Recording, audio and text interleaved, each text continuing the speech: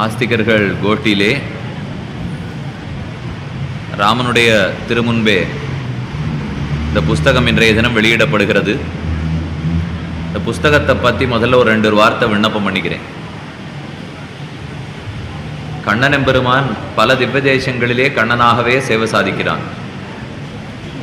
ராமனா சேவிக்கணும்னு ஆசைப்படுறவா மதுராந்தகத்தில் சேவிக்கலாம், தில்லவளாகத்துக்கு போய் சேவிக்கலாம், வடுவூரில் போய் சேவிக்கலாம், திருவள்ளியங்குடியில் போய் சேவிக்கலாம். இங்கெல்லாம் ராமனா சேவை சாதிக்கிறான். கண்ணனா எம்பெருமான சேவிக்கணும்னு ஆசைப்படுறவா திருக்கண்ணபுரம், திருக்கண்ணங்குடி, திருக்கண்ணமங்கை, திருக்கோவலூர், கபிஸ்தலம், தேரெழுந்தூர், மன்னார்குடி, இந்த மாதிரி சில திவ்ய தேசங்களிலே கண்ணனா சேவை சாதிக்கிறான். இப்படி ராமனாகவோ கண்ணனாகவோ சேவை சாதிக்கிறான்னா என்ன அர்த்தம்? அந்தந்த திவ்ய தேசங்கள்ல ஆரோ மகர்ஷிகளுக்காக அந்த திருக்கோலத்தோட கண்ணன் சேவை சாதிக்கிறான்னு அர்த்தம். ஏன்னா ஒரு மகரிஷி அந்த மாதிரி சேவிக்கணும்னு ஆசைப்பட்டிருப்பார். இப்போ திருவல்லிக்கேணி பார்சாரதி எம்பெருமான் எடுத்துப்போம். திருவேங்கடமுடையான் இடத்தே சுமதிங்கிற ராஜா போய் நீ 4 திவ்யமான தோள்களோட சேவை சாதிக்கிறாய், அதே போல மகாபாரத கண்ணனா தேரோட்டினியே, அந்த மாதிரி உன்னை சேவிக்கணும்னு ஆசையா இருக்குன்னு ஒரு ராஜா போய் கேட்டான். அதுக்கு திருவேங்கடமுடையான், அது இந்தூர்ல மாத்தி என்னால உனக்கு சேவை கொடுக்க முடியாது, நீ கைரவணி புஷ்கரணி கரைக்கு போ. நீ திருவல்லிக்கேணி குளத்துக்கு கைரவணி புஷ்கரணின்னு பேர். அந்த புஷ்கரணி கரைக்கு போய் தபஸ் பண்ணிட்டு நான் உனக்கு சேவை சாதிப்பேன்னு திருவேங்கடமுடையான்னு சொன்னார். சுமதி ராஜாவும் இங்க தபஸ் பண்ணி, அதனால திருவல்லிக்கேணி பார்சாரதி இன்னைக்கு 2 திருக்கைகள் தான். மகாபாரதத்துல தேரோட்டின கண்ணனுக்கு 2 திருக்கைகள் தானே. அதனாலதான் ஒரு கையிலே ஹஸ்தத்தோடையும் மற்றொரு கையிலே பத்ம சங்கத்தையும் பிடித்து கொண்டு பார்சாரதி எம்பெருமான் சேவை சாதிக்கிறான். அப்போ ஒரு ராஜா கேட்டத்துக்காக அந்த மாதிரி உருவத்துல சேவை சாதிக்கிறான் இல்லையா? அதே போலத்தான் ஒரு திவ்ய தேசத்திலும் ஒத்தொத்தருடைய பிரார்த்தனை கிணங்க கண்ணனாக எம்பெருமான் சேவை சாதிக்கிறான். அது பழைய கதை, ஸ்தல வரலாறு. அதற்கு மேல ஆழ்வார்களுக்கு கண்ணனாக அந்த இடத்துல தன்னுடைய விளையாட்டுக்களை எல்லாம் காட்டி கொடுத்திருப்பார். அது ஆழ்வார்கள் அனுபவித்து பாசுரமா பாடிடுவார். அந்த கண்ணனுடைய அனுபவத்தையும் 2வது நாம சேர்த்துக்கணும்.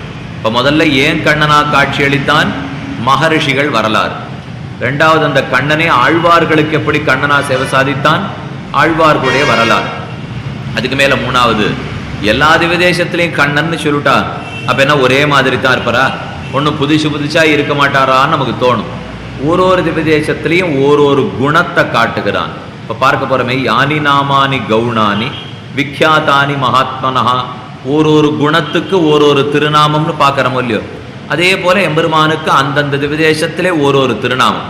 இப்ப திருக்கண்ணங்குடி கண்ணன் தான், ஆனா தாமோதர நாராயணன்னு திருநாமம். திருக்கண்ணமங்கை கண்ணன் தான், ஆனா பத்தராவி பெருமான் பக்தவத்சலன்னு திருநாமம். திருக்கண்ணபுரம் கண்ணன் தான், ஆனா சௌரி பெருமாள்னு திருநாமம். தேரெழுந்தூர் கண்ணன் தான், ஆனா ஆமருவியப்பன் கோசகன்னு திருநாமம். மன்னார்குடி கண்ணன் தான், ஆனா ராஜகோபாலன்னு திருநாமம். திருக்கோவலூர் கண்ணன் தான், ஆனா திருவிக்கிரமன்னு திருநாமம். கபிஸ்தலத்துல மட்டும் கண்ணன்னே திருநாமம். கண்ணன் கபிஸ்தலம்னு பார்த்தோம் இல்லையோ, அங்கேயும் கஜேந்திர வரதனா சேவை சாதிக்கிறான் எம்பெருமான். அப்ப ஒரே கண்ணன் எத்தனை பேர்களோடு இப்ப சேவை சாதிச்சுட்டான். அந்த மாதிரி இந்த 7 திவ்ய தேசங்களை எடுத்து மகர்ஷிகள் எப்படி பிரார்த்தித்தார்கள், ஆழ்வார் எப்படி அனுபவித்துள்ளார்கள், எத்தனையோ குணங்களுக்குள்ளே ஒரு குணத்தை அந்த எம்பெருமான் அந்தந்த திவ்ய தேசத்துல எப்படி காட்டினான். அந்த குணத்துக்கு தகுந்தா போலே அவனுடைய பேர் என்ன, இல்ல பேருக்கு தகுந்தா போலே குணம் என்ன, 2ஐயும் வச்சுப்போம். இந்த 2ஐயும் சேர்த்து கண்ணனின் முகங்களுள் 7ன்னுட்டு இந்த புஸ்தகத்துல கோர்க்கப்பட்டிருக்கு. இதுல அழகு என்னன்னா, தனித்தனியா அந்தந்த குணத்தை எங்கெங்கயோ அப்படி தொங்கிட்டு இருக்கா மாதிரி கோர்க்கலை. ஒரு ரத்னஹாரத்தை கோர்க்கணும்னு பார்த்தோம்னா அதுக்கு கீழே தங்க சங்கிலி ஓடணும், அதுல ரத்தனத்தை பதிச்சோர்னா தான் அழகு. கையில நான் 7 ரத்தனத்தை கொடுத்தா 6 கழுத்துல போட்டு நட முடியாது.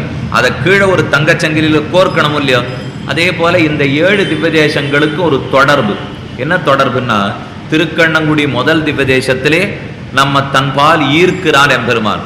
நாம கண்ட இடத்துல சுத்தி தெரிஞ்சுட்டோம். நம்ம முகத்தை திருப்பி கண்ட இடத்துல ஆசையை மாத்தி தன்பால் ஈர்க்கிறான் எம்பெருமான். அங்கேருந்து படிப்படியா நம்ம உயர்த்தி கொண்டு போய் கடைசியா திருக்கண்ணபுரத்திலே தன் திருவடிகளில் கைங்கரத்தை கொடுக்கிறான். இந்த முதல்லேருந்து கடைசி வரைக்கும் நம்ம எப்படி அழகா கண்ணன் மாத்தி கொண்டு வருகிறான், ஒரு குணத்தை காட்டி நம்ம எப்படி மாத்துறான், அதுல அவன் சொன்னபடி நாம எப்படி நம்மளை நாமே மாத்திக்கணும் அப்படிங்கிறதுலாம் அடி இழையாக இதுல தங்கச்சங்கிலியா வச்சிருக்கோம். ஆக முதல்ல மகரிஷிகள் பிரார்த்தித்தது, ஆழ்வார்கள் பிரார்த்தித்தது, கண்ணனாக அந்த திவ்யதேசத்திலே காட்டின கல்யாண குணம், அந்த குணத்தை வச்சு தன்னிடத்திலே நம்ம எப்படி ஈர்க்கிறான் இனி எல்லாம் சேர்த்துதான் இந்த புஸ்தகத்தினுடைய குறிக்கோளே. இதுக்கு அழகு சேர்க்கறதுக்காக வெறும் வளவளான்னு நாம எழுதிட்டு இருந்தா போருமா? நாம எத்தனை தான் பேசினாலும் பாடினாலும் அவனை சேவிக்கிறாப்புல இருக்கவே இருக்காது. நாம எத்தனையும் நம் வாய் கொண்டு பாடலாம், அதனால அந்த பெருமாளை சேவிக்கணுங்கிற ஆசை இருக்கிறவாளுக்காக அவனுடைய திருவுருவ படத்தையும் நல்ல கலர் டிரான்ஸ்பரன்சின்னு சொல்றாளே, நல்ல கலர் போட்டோவா போட்டிருக்கோம். இது இப்ப மன்னார்குடி ராஜகோபாலன் பெருமானுடைய திருவுருவ படம், இப்படி ராஜகோபாலனுக்கு போட்டிருக்கோம். அதே போல திருக்கண்ணங்குடிக்கு போட்டிருக்கோம். இது திருக்கண்ணங்குடி தாமோதர நாராயண பெருமாளுடைய திருக்கோலம். திருக்கண்ணபுரத்துக்கு இந்த 7 திவ்யதேச பெருமான் படத்தையும் சேர்த்தே போட்டிருக்கோம். இது திருக்கண்ணபுரம், திருக்கண்ணபுர நாயகி தாயாருடைய திருவுருவ படம், கபிஸ்தலம் எல்லாருக்கும் போட்டிருக்கோம். இது இத்தனை பேர் சேர்த்து யாரா சேவை சாதிக்கிறான்னா ஸ்ரீரங்கத்துல அரங்கநாதனாக சேவை சாதிக்கிறான். அதனால ரங்கநாதனுடைய திருவுருவ படத்தையும் முதல்ல போட்டுட்டோம். இதெல்லாம் ஆச்சரியம் இல்லை. இப்போ இந்த 7 திவ்யதேச தெம்பெருமானு எங்க போய் சேர்ந்துட்டா? அந்தந்த கோவில்ல இருக்கிறதுக்கு அவளுக்கு ஆசை இல்லை. இருப்பிடம் வைகுந்தம் வேங்கடம் மாலிரும் சோலை என்னும் பொறுப்பிடம் மாயனுக்கென்பர் நல்லோர் அவதன்னொடும் வந்திருப்பிடம் மாயனி ராமானுஷம் மனத்து இன்னவன் வந்திருப்பிடம் எந்த நிதயத்துள்ளே தனக்கின் புறவே. இத்தனை பேர் ராமானுஜருடைய திருவுள்ளத்துல போய் குடி புகுந்தார்கள். பகவானுக்காச பக்தனுடைய திருவுள்ளத்துக்கு போகணுங்கிறது தானே. அதனால அட்டப்படத்தில் என்ன பண்ணியிருக்கோம்னா இந்த 7 திவ்யதேச தெம்பெருமான்களையும் போட்டு பெருமாள் பேரை போட்டு ஊரை போட்டு அவன் அந்த திவ்யதேசத்துல காட்டின குணத்தையும் எழுதிட்டோம். எல்லாத்துக்கு மேலே மொத்த பேருடைய அனுகிரகமும் ராமானுஷரிடத்துல வந்து தங்கித்துங்கிறதுக்கு நடுவுல அதையும் போட்டுடும். ஆக கண்ணனை பத்தியும் தெரிஞ்சுக்கலாம், கண்ணனையே பார்சாரதி வந்து பிறந்த ராமானுஜரை பத்தி தெரிஞ்சுக்கலாம், அவர் அனுகிரகத்தையும் பெறலாம்ங்கிறதுக்காக போட்டுள்ளோம். பின்பக்கத்திலே சுவாமி மணவாள மாமனிகளுடைய திருவுருவ படமாக மன்னார்குடிக்கு பாசரம் சாத்தின பெரியரவர், அதற்காக அந்த பெரியவருடைய திருவுருவத்தையும் போட்டிருக்கோம். நிறையா முடிஞ்ச அளவுக்கு கருத்துக்களும் அதில் சேர்த்து வச்சிருக்கு. நேற்றுக்கே சொல்லியிருந்தேன், ஞாபகமாக கொண்டு வாங்கோன்னு சொல்லிட்டு கொண்டு வந்திருப்பீர்கள்னு நம்புறேன். புஸ்தகம் வந்துடுத்து, இப்போ வெளியிட்டாயிடுத்து. இந்த வெளியிட்டு கொடுத்த ராம சமாஜத்துக்காரர்களுக்கு முதற்கண் அடியனுடைய நன்றியும் தெரிவித்துக் கொள்ளுகிறேன். இதுக்கு நிறைய பேர் வெளிவருவதற்காக உதவி புரிந்துள்ளார்கள். அவ எல்லாருக்கும் அடியனுடைய நன்றியை தெரிவித்துக் கொள்ளுகிறேன். நிறைய இப்போ உபன்யாசங்கள்ங்கிறது பல பேரிடத்திலே நீங்களும் கேட்டுக்கொண்டே இருந்திருப்பீர்கள். அதே போல ஏதோ சொல்லணுங்கிற ஆசையிலே சஹஸ்ரநாம அத்தியாயத்துக்காக மகிமை என்னன்னு இப்ப நாமும் பார்த்துட்டு இருக்கோம். அந்த மகிமைக்கு நடுவிலே கண்ணனுடைய குணங்கள் என்னங்கிறத தெரிஞ்சுக்கலாம்ங்கிறதுக்காகத்தான் இந்த புஸ்தகத்தையும் வெளியிட்டுள்ளோம். அடியார்கள் எல்லாரும் இன்னும் கொஞ்சம் நாளில் புஸ்தகம் கொண்டு வச்சிருவார். உபன்யாசம் முடிஞ்ச அப்புறம் இப்போ யாரும் எழுந்துபட வேண்டாம். உபன்யாசம் முடிஞ்ச பிற்பாடு 9 மணி 8:45 9 மணிக்கு முடிஞ்சதுன்னா அவசியம் போய் ஒரு பிரதியை வாங்கிட்டு போங்க. ஒன்று. ரெண்டாவது, 6 வீட்டு கல்யாணம்னு இருந்தாலும் இந்த கல்யாணத்துக்கு கொஞ்சம் வச்சு கொடுக்க முடியும்னா அவசியம் அதை நீங்க வாங்கி கொள்ளலாம். 35 ரூபாய் விலை வச்சிருக்கோம். இந்த 7 கலர் போட்டோவே வாங்கினா 35 ரூபாய் ஆயிடும். அவ்வளோ அழகான போட்டோ தான் போட்டிருக்கோம். கூட போனா போறதுன்னு விஷயமே எழுதியிருக்க முடியும். அதனால சேர்த்து 2ஐயும் தான் போட்டிருக்கோம். இப்போ அவசியம் வாங்கி பயன்பெறணும்னு பிரார்த்திச்சுக்கிறேன். அடியன் வரைக்கும் எழுதினது கிடையாது, ஏதோ சொல்லி பழக்கப்பட்டிருக்கேனே தவிர எழுத்து பழக்கம் இல்லை. அதனால முதல் முயற்சி எத்தனை தவறுகள் இருந்தாலும் தவறாக கொள்ளாமல் குற்றங்களை களைந்து கொள்ள வேணும்னு உங்களிடத்திலையும் பிரார்த்தித்து கொண்டு மேற்கொண்டு இன்னைய விஷ்ணு சஹஸ்ரநாம அத்தியாயம் மகிமை என்னங்கிறத நாமும் பார்க்கலாம். வேதேஷு பௌருஷம் சூக்தம் தர்மசாஸ்திரேஷு மானவம் பாரதே பகவத்கீதா புராணேஷு ச வைஷ்ணவம். இந்த ஸ்லோகம் எது சாரமா இருக்கிறதுன்னு சொல்ல வந்த ஸ்லோகம். வேதங்கள் பறந்து விரிந்து கிடந்தாலும் 1000 சாக்கைகளோட இருந்தாலும் வேதேஷு பௌருஷம் சூக்தம், வேதத்துக்குள்ளே புருஷ சூக்த பாகத்துக்கு தனி சிறப்பு. தர்மசாஸ்திரேஷு மானவம், நிறைய தர்மசாஸ்திரங்கள் இருந்தாலும் மனு தர்ம சாஸ்திரத்துக்கு தனி சிறப்பு. பாரதே பகவத்கீதா, மகாபாரதத்திலே 18 பருவங்கள் இருந்தாலும் தனியான கீதைங்கிற அத்தியாயத்துக்கு சிறப்பு. பாரதே பகவத்கீதா. புராணேஷு ச வைஷ்ணவம், 18 புராணங்கள் இருந்தாலும் விஷ்ணு புராணத்துக்கு தனி சிறப்பு. வேதேஷு பௌருஷம் சூக்தம் தர்மசாஸ்திரேஷு மானவம் பாரதே பகவத்கீதா புராணேஷு ச வைஷ்ணவம் என் அததுக்கு சாரபூதமாக பெரியோர்கள் சாதித்து வைத்தார்கள். அதிலே மகாபாரதத்துக்கு சாரமானது கீதைன்னு பார்க்கிறோம்.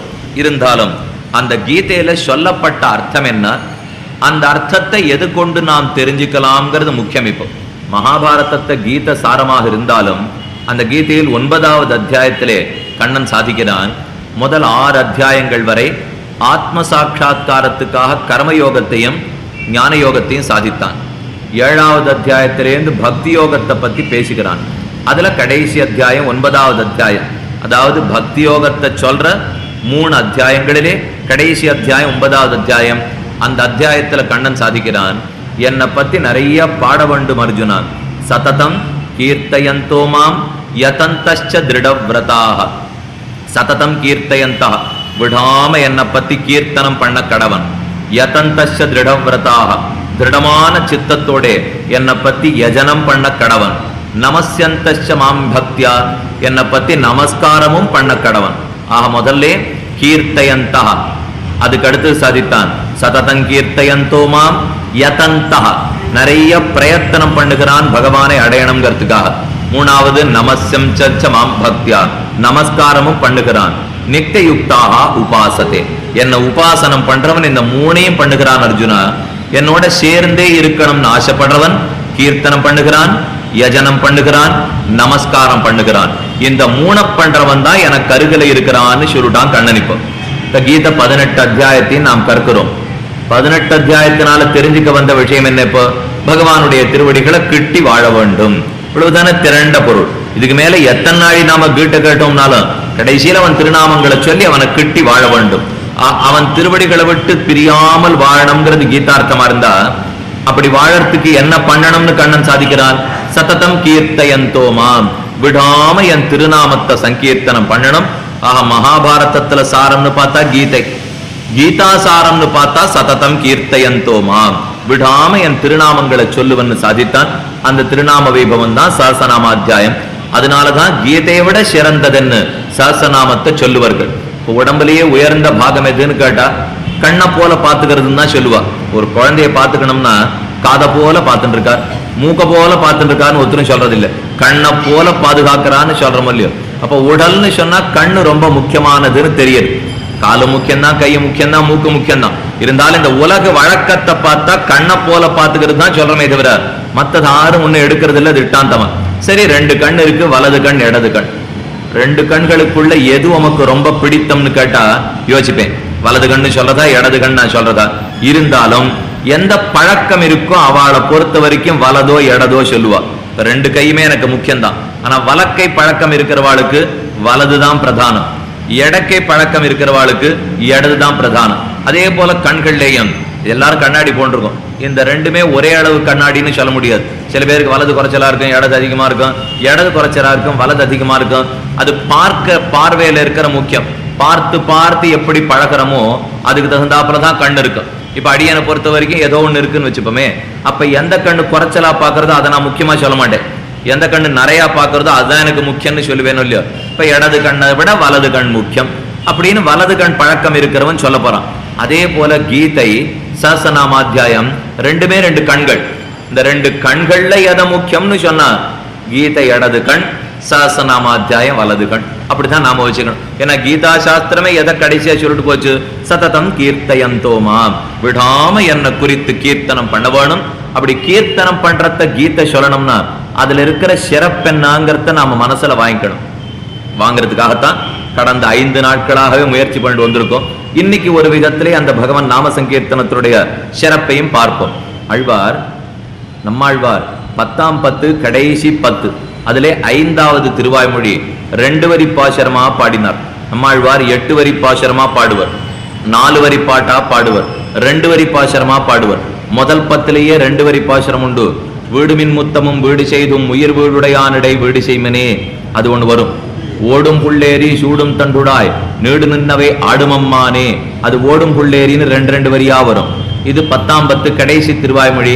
கண்ணன் கடலினை நண்ணும் மணமுடையீர் எண்ணன் திருநாமம் திண்ணன் நாரணமே, 2 வரி பாசுரம். இந்த 2 வரி பாசுரத்துல சஹஸ்ரநாமாத்தியாயத்தினுடைய சிறந்த பொருள் அந்த இடத்துல வச்சு காட்டியிருக்கார்.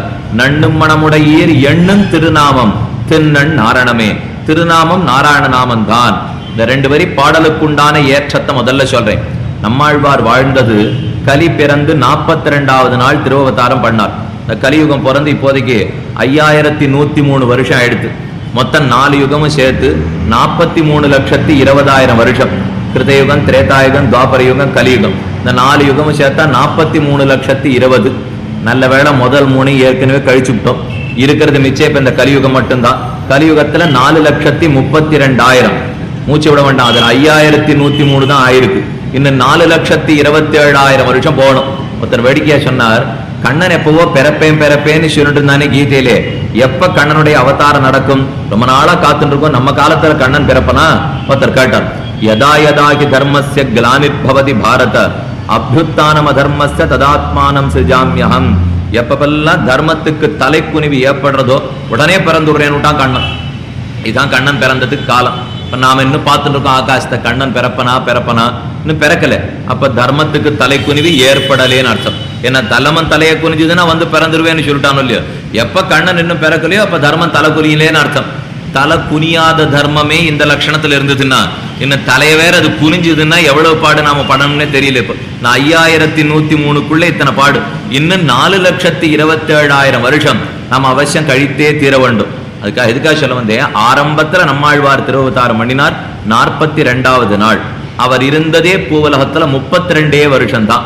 ஆழ்வார் பிறந்தது திருநெல்வேலிக்கு தெற்கே, திருநெல்வேலியிலேருந்து திருச்செந்தூர் போற வழி. அந்த வழியிலே 20வது மைல்கல்ல நம்மாழ்வாருடைய திருவவதாரம். ஆழ்வார் திருநகரி திருக்குருகூர்னே திவ்யதேசத்துக்கு பேர். ஒன்னும் தேவும் உலகமுயிரும் மத்தும் யாதுமில்லாவன் நான்முகன் தன்னோடு தேவரலோகோடு உயிர் படைத்தான் குன்னம் போல் மணிமாடனேடு திருக்குருகூர் அதனுள் நின்ன ஆதிப்பிரான் நிற்க மத்த தெய்வம் நடுதிரே, மத்த ஒரு தெய்வம் எனக்கு தெரியாதென்னு ஆதிப்பிரானுடைய திருவடிகளிலே கிடந்தார் ஆழ்வார். 4 பிரபந்தங்கள் பாடினார். சம்ஸ்கிருத வேதங்கள் 4. அந்த 4க்கு நிகராக 4 தமிழ் பிரபந்தங்களை பாடிவிட்டார். திருவிருத்தம், திருவாசிரியம், திருவாய்மொழி, பெரிய திருவந்தாதி. இந்த தமிழ் பாசுரங்கள்ல ஆசை அடியார்களுக்கு இருக்கணும். சம்ஸ்கிருதம் ஒரு கண் நம்ம பொறுத்த வரைக்கும், தமிழ் மற்றொரு கண். அதனாலதான் ஸ்ரீ ஊவேன்னு போட்டுக்கிறாள் இல்லையோ, ஸ்ரீமத் வேதமார்க்க பிரதிஷ்டாபனாச்சாரிய உபய வேதாந்தாச்சாரியராய். வைஷ்ணவர்கள்லாம் ஸ்ரீ ஊவேன்னு போட்டுப்பா. அது என்ன சுவாமி ஸ்ரீ ஊவேனா? உபய வேதாந்தாச்சாரியராய். சம்ஸ்கிருத வேதம், வேதங்கள் உபனிஷத்துக்கள். தமிழ் வேதம், ஆழ்வார்களுடைய பாசுரங்கள். ஆக 2 வேதமும் நமக்கு 2 கண்ணை போலே. இந்த சம்ஸ்கிருத வேதத்தை தெரியாத விஷயத்தை எல்லாம் தமிழ் வேதத்தை படிச்சுட்டு நாம தெரிஞ்சு விடலாம். கம்பநாடர் 10,000 பாடல்கள் கம்பராமாயணத்தை பாடினார். அது அத்தனை தமிழ் வேதத்தையும் சேர்த்து ஆராய்ச்சி பண்ணிதான் பாடினார்ங்கிறது சம்பிரதாயம். ஆக நம்மாழ்வார் பிறந்தார், 4 வேதத்தையும் தமிழாக்கி கொடுத்தார். ஏன்னா வேதம்ங்கிறத சில பேர் மட்டும்தான் வாசிக்க முடியும். ஆனா ஆழ்வார் பாசுரங்களை எல்லாருமே வாசிக்கலாம் இல்லையா? வேதத்தை சம்ஸ்கிருதம் தெரிஞ்சவன் தான் வாசி அர்த்தம் தெரிஞ்சுக்க முடியும்.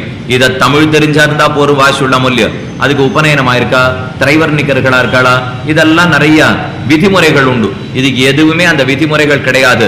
ஆனா அதே பலத்தை நமக்கு கொடுத்துறது இல்லையோ? ஒரு பாசுரத்துல ஆழ்வார் சொல்றார், குடைந்து வண்டுண்ணும் துடாய் முடியானை அடைந்த தென்குருகூர் சடகோபன் மிடைந்த சொல்தொடை 1010 உடைந்து நோய்களை ஓடுவிக்குமே.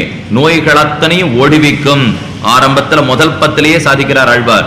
அடைந்த தென்குருகூர் சடகோபன் மிடைந்த சொல்தொடை 1010. மிடைந்த சொல்தொடை ஆழ்வார் பாடின இந்த 10 பாசுரங்கள் ஆறான்னு சொன்னா உடைந்து நோய்களை ஓடுவிக்குமே. இந்த 10 பாசுரம் நோய்கள் அத்தனையும் ஓடுவிக்கும்ங்கிறார். படிப்பு வர்றதுக்கு ஒரு 10 பாசுரம் பாடுறார், நோய் போறதுக்கு 10 பாசுரம் பாடுறார். கல்யாணம் நல்ல பெண் அழகி கிடைக்கணுமா பாடுங்க, இந்த 10 பாசுரம் கிடைக்கும்னு சொல்றார். எதை வேணுமோ கொடுத்துட்டே இருப்பார் ஆழ்வார்.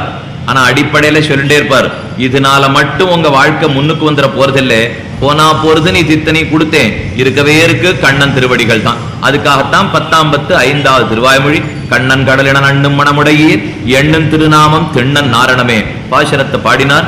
ஆழ்வாருக்கு மோட்சம் கிடைத்து 32வது வயசு பரமதத்துக்கே போய் சேர்ந்து விட்டார். அதுக்கப்புறம் நம்மாழ்வாருடைய சிஷ்யர் மதுரகவி ஆழ்வார்னு அவருக்கு திருநாமம். அந்த ஆழ்வாருடைய பாசுரங்களை எல்லாம் ஒரு ஊரா எடுத்துன்னு போனார். நம்மாழ்வார் பாசுரங்கள் பெருமையை சொல்லிட்டே வந்திருக்கார். இடைச்சங்க காலம் நம்ம தமிழ் மக்கள் தமிழ் கூறும் நல்லுலகம்னு சொல்லிட்டே இருக்கும் இல்லையா? இந்த உலகத்தை தமிழ்நாட்டை அதுல மதுரப்பதி தான் தமிழ் சங்கத்துக்கே தலைமை பீடம். 3 தமிழ் மன்றங்களும் தமிழ்ச்சங்கமும் அங்கதான் நடந்திருக்கு. நம்ம எல்லாம் முத்தமிழ் தலைவர்கள். யாரோ முத்தமிழ் விழா எடுத்துட்டே இருப்பா. உண்மையா எடுக்கணும்னா நாம தான் முத்தமிழ் விழா எடுக்கணும். இயற்தமிழ், இசைத்தமிழ், நாடகத்தமிழ். இயற்தமிழ்ல நம்மிடத்தில் இல்லாத செல்வமா, இசைத்தமிழ்ல இவர்கள் வளர்க்காததா, நாடகத்தமிழ்ல இவர்கள் வளர்க்காததா? அந்த மதுரப்பட்டணத்திலே 3 சங்கங்கள் நடந்தன. முற்சங்கம், இடைச்சங்கம், கடைச்சங்கம்னு 3 சங்க காலம் சொல்றோம் இல்லையோ. அதுல இடைச்சங்க காலம் தான் நம்மாழ்வார் பாசுரம் இருந்த காலம். ஏன்னா முற்சங்கம்ங்கிறது கிட்டத்தட்ட 10,000 வருஷம், இடைச்சங்கம்ங்கிறது 5,000 வருஷம், கடைச்சங்கம்ங்கிறது 2000, 3000 வருஷங்களுக்கு நடுவிலே நடந்தது. அதுல இடைச்சங்க கால புலவர்கள் அத்தனை பேர் இருந்த காலம். மதுரகவி ஆழ்வார் நம்மாழ்வாருடைய பாசுரங்களை சொல்லியே மதுரப்பட்டணத்துக்குள்ள நுழைஞ்சிருக்கார். அவ எல்லாரும் பிடிச்சு தடுத்துட்டார். இதெல்லாம் சிறந்த தமிழ் புலவர்கள் இருக்கிற இடம், உம்ம காதல் பாட்டுக்கெல்லாம் இங்க இடம் கிடையாதுன்னுட்டா. ஆழ்வார்கள் நாயிகா பாவத்தோட தூடு விடுவா, கண்ணன் வரலையே வரலையேன்னு அழுவர்கள், விரக தாபத்திலே துடிப்பர்கள், இத்தனை நடக்கிற சொல்லி ஆழ்வார் பாசுரத்திலே. அதனால அவா சொல்லிட்டா, நம்பிள்ளைங்கிற மகாச்சாரியர் இருந்தார், அவர் காலக்ஷேபம் பண்ணுவாரா ஆழ்வாருடைய ஒரு 10 பாசுரமா. அதுல முதல் 10 பாசுரம் உயர்வர உயர் நலமுடையவன் அண்ணா காலக்ஷேபம் பண்ணார், வந்தவாள்லாம் கேட்டுண்டா. அடுத்த 10 பாசுரம் வீடுமின் முத்தமும் வீடு செய்து எல்லாரும் கேட்டுண்டா. 3வது 10 பாசுரம் பத்துடையடியவர் கிளியவன் பிறர்களுக்கரிய வித்தகன் மலர்மகள் விரும்பும் நமரும் பெலரடிகள் மற்றொரு கடை வெண்ணை கடமையில் உடலாப்புண்டே திறம் உரனோடு இணைந்திருந்தேங்கி எளிவே 10 பாசுரம் சொல்லிட்டார். 3 நாள் உபன்யாசம் முடிஞ்சு படுத்து. 3ஆம் நாள் முடியச்சே நம்மள சொன்னாராம், நாளிலேருந்து ஆழ்வார் பாசுரம் ரொம்ப அழகா இருக்க போறது. அஞ்சரைய மடனாராய் அழியத்தாய் நீயும் நின் அஞ்சிரைய சேவலுமாய் ஆவாவென் நனக்கருளி வெஞ்சர புள்ளியத்தார்க் என்படு தூதாய் சென்னக்கால் வஞ்சரையலவன் வைக்கில் வைப்புண்டால் என் செய்யுமோ. நம்மாழ்வார் தூது விட போறார். எல்லாரும் ரொம்ப நிச்சயமா வந்துருங்கோ. இந்த 3 நாள் வராதவா கூட நாளை கண்டிப்பா வந்திருக்கோ நம்மள சொல்லி அனுப்பிச்சு விட்டுட்டார். ஒரு 3 நாளா கடைசியில உட்காந்து ஒரு பெரியவர் கேட்டுண்டார், ஏதோ நம்மள நாளைக்கு ரொம்ப நன்னா இருக்கும்னு சொல்லியிருக்கார் பாசுரத்தை, அதனால முன்னாடி போய் உட்காந்து கேட்போம். ஏன்னா 4வது நாள் கோட்டிக்கு அந்த அதிகாரி முன்னாடி வந்து உட்காண்டான். நம்மள அவதாரிக்கு சொல்லணும் இல்லை, ஒன்று சொல்லணும்னு ஆரம்பிச்சா முன்னுரை சொல்லணுமே. முன்னுரையில் ஆரம்பிச்சார். 3-10 பாசுரம் ஆழ்வார் பாடி பார்த்தார். கண்ணன் வந்து சேவை சாதிக்கல. தானான ஆண் தன்மை போடுத்து ஆழ்வாருக்கு பெண் தன்மை ஏறிட்டு கொண்டார். பெண்ணான தன்மையிலே தூது விட பார்க்கிறார். கண்ணனோ வரவில்லை, காதலன். ஆழ்வாரோ கிடைக்கவில்லை, காதலி. அவன் நாயகன், இவள் நாயகி. நாயகனுடைய சம்ஸ்லேஷன் நாயகிக்கு கிடைக்காதபடியால் பெண் தன்மை வந்து விரக தாபத்தோட துடித்து காதலாலே ஏங்கி கரைந்து தூது விடுகிறார். பெரிய உபன்யாசம் பண்ண ஆரம்பிச்சிட்டார். நம்மளே நான் முன்னாடி வந்து உட்காண்டானோ இல்லையோ, நான் ஏதோ வேதாந்தார்த்தம் கிடைக்க போறதுன்னு முன்னாடி வந்தா, இவர் ஏதோ காதலையும் காமத்தையும் பத்தி பேசிட்டு இருக்காரு, இவ்வளவுதான் போல் இருக்கு இந்த ஆழ்வார் பாசுரம் அப்படின்னு தலையில அடிச்சு நம்ம எழுந்து போயிட்டான் கோட்டியை விட்டு. நம்மள தான் தலையில அடிச்சுட்டாராம். நான் எந்த காதலை பத்தி சொல்றேன்னே இவன் எழுந்திருந்து போனான்னா, நான் என்ன ஊர்ல உலகத்துல இருக்கிற காதலை பத்தி அப்படி பேசிட்டு இருக்கோம். பகவானை பத்தி ஒரு அடியானுக்கு இருக்கிற அபரிமிதமான பக்தி, இவனை விட்டு பிரிந்தா உயிர் வாழ்வதில்லைங்கிற ஒரு பக்தி இருக்கும் இல்லையோ, அந்த பக்தி அந்த காதல் கண்டிப்பா ஒத்தொத்தனுக்கு வேணும். ஊர்காதலை பத்தி வேணா வேண்டாம்னு சொல்லிட்டு இருக்கலாமே தவிர காதல்ங்கிற சொல்லே ஒண்ணு தமிழ் பாசுரத்துல தப்பே கிடையாது. ஆழ்வார்களும் எழுதியிருக்க முடியாது, நாயன்மார்களும் எழுதியிருக்க முடியாது. இந்த அன்பு காதல்ங்கிறது மட்டும் இல்லாத போயிருந்தா இவ ஆறு எழுதியிருக்க போறா? எங்க இருக்கணும்ங்கிறதா முக்கியம். அது பகவானிடத்துல கண்ணனிடத்துல இருக்கணும்ங்கிறது முக்கியமே தவிர அதை தெரிஞ்சுக்காம இந்த அதிகாரி எழுந்து போறானே இன்னும் ரொம்ப வருத்தப்பட்டதாக சொல்லுவார்கள் ஆழ்வார்கள். அவ்வளவு தூரம் விரகத்தோட பாடின பாசுரங்கள். அதனால இவா என்ன நினைச்சுட்டா, சாதாரண தமிழர்களும் இல்லையா, இதென்ன இந்த பாட்டு காதல் பாட்டு இதெல்லாத்தையும் சங்கப்பலகையில ஏத்தவே விட மாட்டோம்னுட்டா. அந்த நாள்ல சங்கப்பலகைன்னு மதுரையில உண்டு. முன்னாடிலாம் நம்ம குழந்தைகள் தமிழ் நன்னா படிச்சிருந்தா, முதல்ல சம்ஸ்கிருதத்துல நன்னா தான் படிச்சிருந்தோம். சொல்ற உபன்யாச காலம் நிறைய சம்ஸ்கிருதத்துல சொல்லிட்டா. சுவாமி சம்ஸ்கிருதம் புரியல தமிழ்ல சொல்றதானா தான் கேட்கறதுக்கு வருவோம், இல்லைன்னா ஒன்னும் புரியல, நீர் பாட்டுக்கு மூலையில உட்காந்து சீபாஷன் சொல்லிட்டு இருக்க வேண்டியதான். இப்படிங்கிற அளவுக்கு நம்ம ஆக்கி விட்டுட்டோம். சரி போனா போறது தமிழ்ல சொல்லுவோம், இவ தமிழ் ஆக்கினா. இப்ப என்ன நிலைமைன்னா குழந்தைகளுக்கு தமிழும் தெரியல. முன்னாடியான சம்ஸ்கிருதம் தெரியலன்னு இருந்தோம். இப்ப எத்தனை குழந்தைகள் தமிழ் இலக்கணம் படிக்கிறா? கொஞ்சம் நெஞ்சில கையை வச்சு நாம பார்க்கணும். நம்ம குழந்தைகள் மாத்திரு பாஷை நமக்கு தமிழ் தான். இருந்தாலும் அந்த தமிழை நிஜமா இலக்கணத்தோட வாசிக்கிறமான்னு பார்த்தா திரும்ப படிக்கிறதா தெரியல. அதுவும் ஏதேதோ இப்போ ஒரு பள்ளிக்கூடம்னு கொண்டு போய் சேர்த்தோம்னா அதுல ஒரு 12ஆம் வகுப்பு வரை தமிழ் இலக்கணம் சொல்லி கொடுத்தான்னா ஓரளவுக்கான நம்ம தமிழ் தெரிஞ்சுக்கலாம். இப்ப நான் ஏதானு தேமா புளிமா கூவிளங்காய் கருவிளங்காய்னு சொல்ல ஆரம்பித்தேன்னா இவருக்கு ஏதோ பழக்கடையில பழம் வாங்கிருக்காரு போல் இருக்கு, தெரியாதெல்லாம் இங்க சொல்லிட்டு இருக்காரு. இதெல்லாம் பழசு படிச்சது நமக்கு ஞாபகம் இருக்கும். தேமானா என்ன, புளிமானா என்ன, கூவிளங்காய்னா என்ன, கருவிளங்காய்னா என்ன, நேர் நேர் நிறை நேர் நேர் நேர் நேர் நிற நிற நிற ஏதோ படிச்சிருக்கோம் இல்லையா? குழந்தைகளை கேட்டு பாருங்க. அப்படின்னா என்னன்னு தெரியவே தெரியாது இந்த நாள்ல. இப்ப தமிழும் தெரியாது, சம்ஸ்கிருதம் தெரியாதுன்னுட்டா அப்புறம் பகவத் விஷயத்தை தெரிஞ்சுன்னு பக்தி வளர்க்கறதா எப்படி? கண்டிப்பா ஆங்கிலத்தை வச்சுன்னு பக்தி வளர்க்கவே முடியாது. ஒண்ணு சம்ஸ்கிருதம் தெரிஞ்சிருக்கணும், இந்த தமிழ் தெரிஞ்சிருக்கணும். யாரோன்னா அவனுக்கு அதனாலதான் இன்னும் பக்தி வளரல. நமக்கு இத்தனை நாள் பக்தி வளர்ந்திருக்குன்னா இதுதான் காரணம். இப்ப அதனால தமிழோ சம்ஸ்கிருதமோ ஏதான்னு ஒண்ணு கண்டிப்பா தெரிஞ்சிருக்கணும். நம்ம பொறுத்த வரைக்கும் கண்டிப்பா தமிழ் தெரிஞ்சே இருக்கணும். ஏன்னா சம்ஸ்கிருதத்திலே வியுற்பத்தி கொஞ்சம் சிரமம், ஞானத்தை சம்பாதிக்கிறதுக்கு ரொம்ப பரிசிரமப்படணும். தமிழ்ல கடைசி பட்சம் ஓரளவுக்கான தெரிஞ்சுக்கணும் இல்லையோ. அதனால ஒண்ணு நன்னா ஞாபகம் வச்சுங்க, பள்ளிக்கூடத்துல கொண்டு போய் சேர்க்கச்சே சம்ஸ்கிருதம் படிக்கணுங்கிற ஆசையிலே பள்ளிக்கூடத்து பாஷையில சம்ஸ்கிருதத்தை எடுக்க வச்சுட்டு தமிழை விட்டுடுறா இன்னைக்கு நிறைய பெற்றோர்கள். சம்ஸ்கிருதத்தை வெளியே வாத்தியார் சுவாமி வச்சு படிச்சு விடலாம், ஆனா தமிழை வெளியில வாத்தியார் சுவாமி வச்சு படிக்கவே முடியாது. ஏன்னா நமக்கு அது மாத்திரு பாஷையா படுத்து இல்லையோ. தாய்மொழிங்கிறதுனாலே அதை தனியா ஒரு வாத்தியாரை வச்சு பிள்ளைக்கு கத்து கொடுக்கறதுல நமக்கு எண்ணம் போகவும் போகாது. அந்த அளவுக்கு பிள்ளைக்கு அதுல ஆசையும் வரையும் வராது. அதனால அதுக்கு ஒரே வழி பள்ளிக்கூடத்துல தமிழ் படிக்கிறது தான். ஆனா சம்ஸ்கிருதம் நம்ம பாஷை இல்லை, அதனால தாராளமா ஒரு வாத்தியாரை வச்சு கத்து கொடுத்துடலாம், ஹிந்தி வச்சு கத்து கொடுத்துடலாம், சம்ஸ்கிருதம் வச்சு கத்து கொடுக்கலாம். ஆனா தமிழ் வரவே வராது. என்ன நமக்கே அதுல எண்ணம் போகாது. புதுசா ஒருத்தர் வந்து கத்து கொடுக்கணும்னா அதே ஒரு தெலுங்குக்காரரா இருந்தா தமிழ் வாத்தியார் வச்சு கத்து கொடுத்துருவார், கன்னடத்துக்காரரா இருந்தா வாத்தியார் வச்சு கத்து கொடுப்பார். அதனால தமிழை பொறுத்த வரைக்கும் ஆந்தனையும் கொஞ்சம் பள்ளிக்கூடத்திலேயே சேர்க்கிறது தான் நல்லது. அப்பதான் நம்முடைய தமிழ் பாசனங்களுடைய பெருமை நம்ம என்னன்னு தெரிஞ்சுக்கலாம். அது இல்லாட்டா குழந்தைகள் என்ன ஆகும் தெரியுமா, கொஞ்ச நாள் கழிச்சு யாரான ஒருத்தர் உபன்யாசத்தை கேட்டு இந்த மாதிரி பாசுரங்கள்லாம் இருக்காமே தெரிஞ்சுட்டு அது புஸ்தகம் வாங்கிட்டு போகும். உங்க பிள்ளைகளே வாங்கி போய் படிச்சு பார்க்கும், எழுத்து கூட்டி இப்படி அப்படி படிக்கிறதுக்கு தெரியாது. அன்னைக்கு வந்து கேட்கும், என்னை ஏன் நம்ம பாஷையில போய் சேர்க்காம வேத்து பாஷையில சேர்த்தேன்னு அன்னைக்கு வந்து கேட்கும். இந்த குழந்தைக்கு பதில் நம்மால அன்னைக்கு சொல்லவே முடியாது. ஏன்னா மாத்திரு பாஷையை தவிர்த்த குற்றம் பெற்றோர்களுக்கு வரவே கூடாது. மாத்திரு பூமியை பத்தி சொல்லாவிட்டாலோ மாத்திரு பாஷையை பத்தி சொல்லாவிட்டாலோ ஒரு மாதாவை சொல்லாததுக்கு நிகர். ஒரு மாதாவினுடைய பெருமை தெரியாத ஒரு பிள்ளை இருக்கிறதுக்கு முடியுமா? அதே போலத்தான் மாத்திரு பூமியும் மாத்திரு பாஷையும். மாதாவாகட்டும் பூமியாகட்டும் பாஷையாகட்டும் இந்த மூணு நமக்கு ரொம்ப முக்கியமானது. தேசப்பற்றி எத்தனை பள்ளிக்கூடத்துல நீ சொல்லிக் கொடுக்குறானே தெரியல. இப்போ அந்த நாள்ல எல்லாம் ஆரம்பிச்சு 6 தலைவர்கள் என்னென்ன நடத்திருக்கா ஓரளவுக்கு நமக்கு தேசப்பற்றி சொல்லிக் கொடுப்பா. நீங்க படிப்பு படிப்பு படிப்புன்னு அதை தவிர ஒண்ணுமில்லேன்னு இருந்தா மற்றது தெரிஞ்சுக்காமலேயே குழந்தைகளுக்கு அதுல ஆசையே வராத போயிடும். பக்தி வளரணும், தேசப்பற்று வளரணும், மாத்திரு பாஷையில பற்று வளையணும், எல்லாத்துக்கு மேல மாதாவனிடத்திலே வளரணும். இதுலயும் வர்றதில்லை மாதாவனிடத்திலையும் வர்றதில்லை. அதான் இன்னைக்கு பெரிய கட்டமாப்படுது. இதுக்காக சொல்ல வந்தேன்னா காதல் அன்புங்கிறதே ஆழ்வார்களுக்கே ஏற்பட்டது. அந்த காதலோட நம்மாழ்வார் பாசுரத்தை பாடினார். இல்ல அதெல்லாம் நாங்க ஏத்துக்க மாட்டோம்னு சொல்லி தள்ளிவிட்டா. சங்க பலகைன்னு ஒண்ணு இருக்கும். எந்த புலவன் பாசுரம் பாடினாலும் அந்த சங்க பலகையில கொண்டு போய் ஏத்தணும். அந்த பலகைக்கு ஒரு சக்தி. இது நல்ல பாட்டுன்னா எடுத்துக்கும், இது சரியான பாட்டு இல்லைன்னா தள்ளி விட்டுடும். இதுதான் சங்க பலகை எப்பவும் பண்ணும்.